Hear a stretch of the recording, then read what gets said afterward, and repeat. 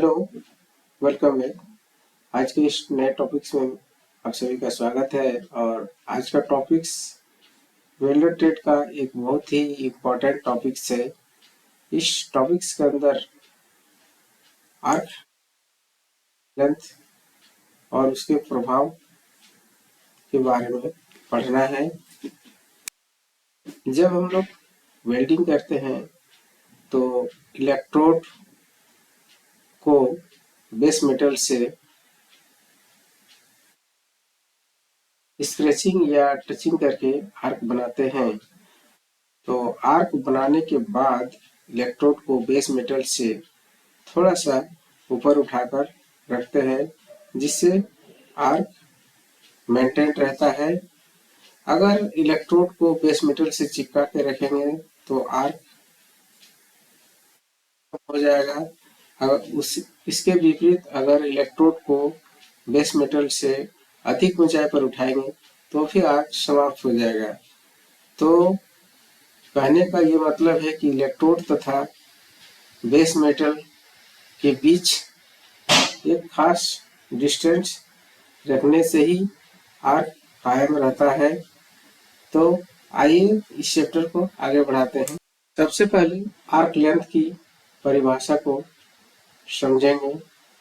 जब आर्क उत्पन्न हो गया हो तो इस स्थिति में इलेक्ट्रोड का टिप तथा बेस मेटल के सरफेस के बीच जो दूरी बनता है उसे आर्क लेंथ कहते हैं। लेंथ को इस चित्र के माध्यम से अच्छी तरह से देखते हैं। इस चित्र में ये इलेक्ट्रोड का यहाँ पर टिप नजर आ रहा है और ये बेस मेटल का सरफेस है। इस बीच में एक दूरी है।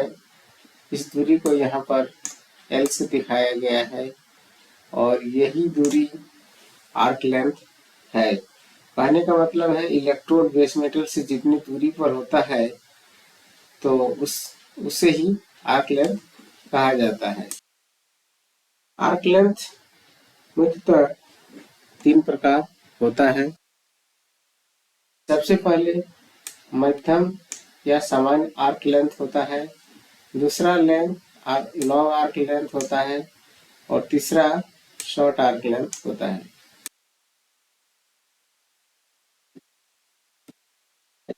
बारी बारी से तीनों आर्क लेंथ की परिभाषा को देखते हैं। सबसे पहले नॉर्मल आर्क लेंथ या मीडियम आर्क लेंथ को देखते हैं। जब आर्क की लंबाई इलेक्ट्रोड के कोर वायर के व्यास के बराबर होती है उसे सामान्य या मीडियम आर्क लेंथ कहा जाता है। इस चित्र में यहाँ पर ये डी के द्वारा ये कोर वायर का व्यास को दिखाया जा रहा है और एल के द्वारा आर्क लेंथ को दिखाया जा रहा है।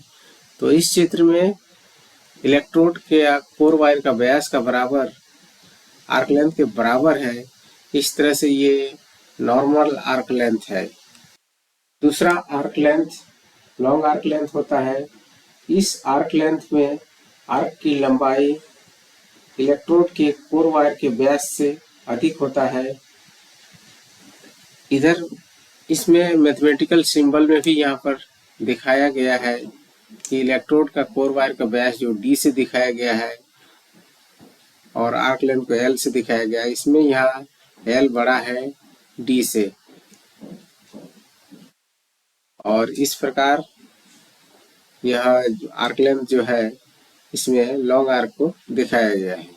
तीसरा arc length short arc length होता है। इस प्रकार के आर्क लेंथ में आर्क लेंथ की लंबाई इलेक्ट्रोड के कोर वायर के व्यास से कम होती है।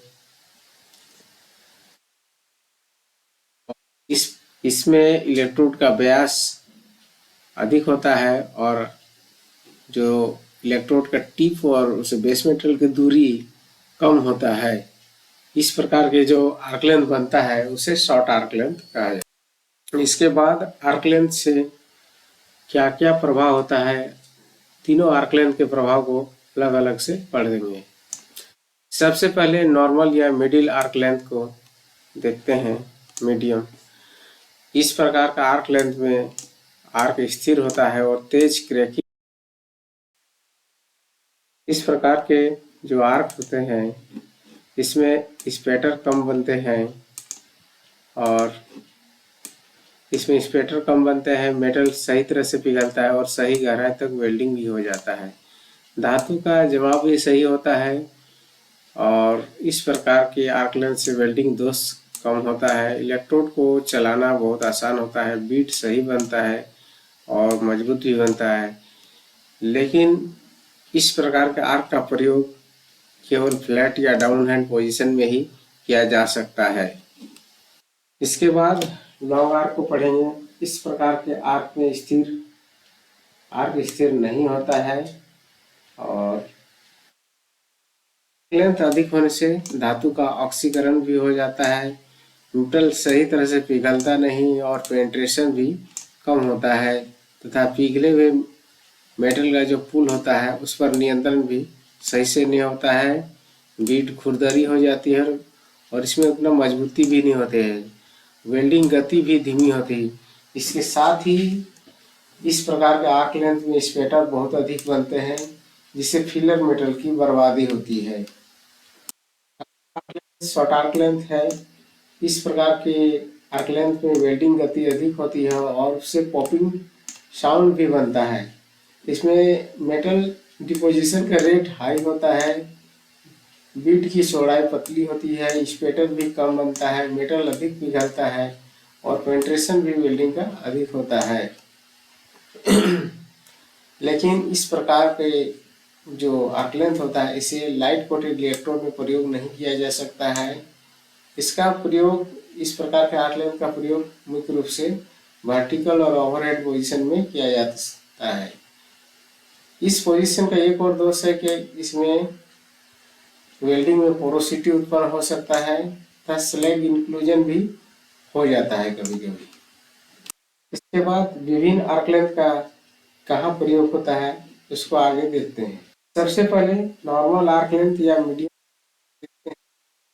तो मीडियम आर्क लेंथ का प्रयोग माइल्ड स्टील को वेल्डिंग करने के लिए किया जाता है और इस वेल्डिंग के दौरान फाइनल या कवरिंग रन लगाने के लिए किया जाता है। इसके अलावा इसका प्रयोग मीडियम कोटेड इलेक्ट्रोड में किया जाता है। इसके बाद लॉन्ग आर्क लेंथ है। इसका प्रयोग मुख्य रूप से वेल्डिंग करने के दौरान नहीं किया जाता है, लेकिन इसका कुछ विशेष प्रयोग है, जैसे इसका प्रयोग प्लग तथा स्लॉट वेल्डिंग में किया जाता है। इसके अलावा इसे वेल्डिंग बीट के अंत में जो क्रेटर बनता है उसको भरने के लिए इसका प्रयोग किया जाता है। इसके बाद शॉर्ट आर्क लेंथ का प्रयोग को देखते हैं। तो इसका प्रयोग हेवी कोटेड इलेक्ट्रोड, लो हाइड्रोजन इलेक्ट्रोड तथा डीप पेनिट्रेशन इलेक्ट्रोड का प्रयोग करते समय किया जाता है। इसके अलावा इसका प्रयोग रूट रन में वेल्डिंग करते समय किया जाता है और इसके साथ ही इसका प्रयोग वर्टिकल तथा ओवरहेड पोजीशन में वेल्डिंग करते समय किया जाता है। इस तरह से हमारा आर्क लेंथ का टॉपिक्स हो गया है। धन्यवाद वीडियो को देखने के लिए, धन्यवाद।